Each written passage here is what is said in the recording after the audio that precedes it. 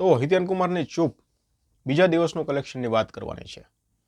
પહેલા દિવસનું કલેક્શન પણ આમ વિચારેલું જ નહોતું કે હિતેન કુમારની ફિલ્મ અને આવું સારું ટ્રેલરનો રિસ્પોન્સ અને આવું કલેક્શન. તો બીજા દિવસનું કલેક્શન પણ કંઈ ખાસ નથી. જો કલેક્શનની વાત કરું ને એની પહેલાં સીધી વાત શું છે ખબર છે? કોન્ટેન્ટના હિસાબે કલેક્શન ઓછું નથી આવતું. આ સીધી વાત તમને કરું. ચૂપનો જે કોન્ટેન્ટ છે, હા થોડો સારો, થોડો ખરાબ કે પછી ડિસન્ટ કે એવો તમે જે કહો હે, પણ એટલો તો ખરાબ નથી જ કે પહેલા દિવસનું કલેક્શન 3 લાખ રૂપિયા આવે. એટલે કોન્ટેન્ટના હિસાબે નથી આવતું. આ મેકર્સની ભૂલ છે ને એના લીધે આવે છે. હવે જમકુડી અત્યારે જે લેવલ પર ફિલ્મ ચાલી રહી છે, તમે આમ કહો ને તો કે એ પવનમાંથી તુફાન થઈ ગઈ છે. હવે એ તુફાનમાં તમે નાનો એવો છોડવો રોપો એટલે એનો હાલત શું થાય ખબર જ છે. ફેબ્રુઆરી મહિનામાં કેટલી ફિલ્મ આવી, પછી માર્ચ મહિનો આખો સૂકો સૂકો રહ્યો, પછી એપ્રિલમાં તમે નહીં ગણો નહીં જેવી ફિલ્મો આવી, બરોબર છે. એટલે હવે મેમાં જે શરૂઆતના અઠવાડિયામાં ફિલ્મો આવી એ કહી શકાય. પછી જમકુડી 31 મે આવી.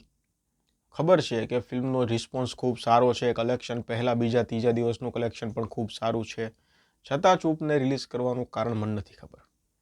ગુજરાતી ઇન્ડસ્ટ્રીમાં કેવું થાય છે ખબર છે? ફિલ્મો જો આવી જાય ને તો એક સાથે એક મહિનામાં બધી આવી જાય, પછી પાછળનો મહિનો ખાલી હોય. એટલે લિમિટેડ ઓડિયન્સ છે, લિમિટેડ ગુજરાતીના ફિલ્મ મેકર્સો છે, લિમિટેડ ડિસ્ટ્રીબ્યુટર છે, લિમિટેડ પ્રોડ્યુસર, ડિરેક્ટર, બધું લિમિટેડ જ છે, લિમિટેડ કલાકારો છે, બધું લિમિટેડ જ છે.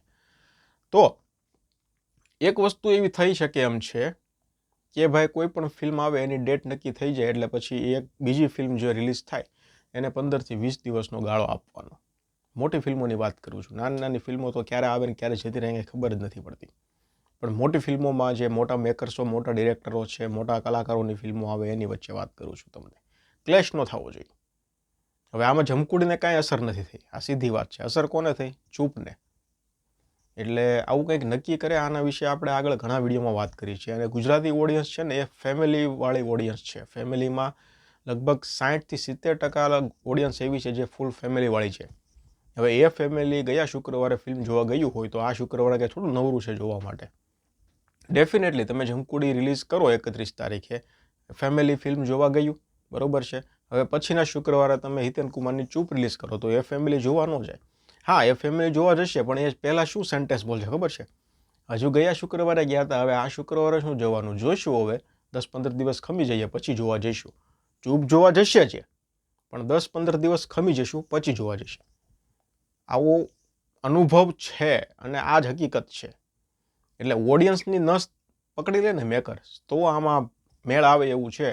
બાકી જમકુડીને કાંઈ અસર નથી થઈ અને ચૂપને તમે જોઈ લો, બીજા દિવસનું ફક્ત ને ફક્ત 5 લાખ રૂપિયા કલેક્શન આવ્યું છે. ટોટલ કલેક્શન 8 લાખ રૂપિયા થયું છે. એટલે હવે તો આ ફિલ્મ ચાલશે કે પછી કેમ થશે, આગળ જતાં શું થશે એ તો આવનારા દિવસોમાં ખબર પડશે. તો તમારો શું મત છે મને કમેન્ટ સેક્શનમાં જણાવી દો. ફિલ્મ કલેક્શન ઓછું આવવાનું. ધન્યવાદ.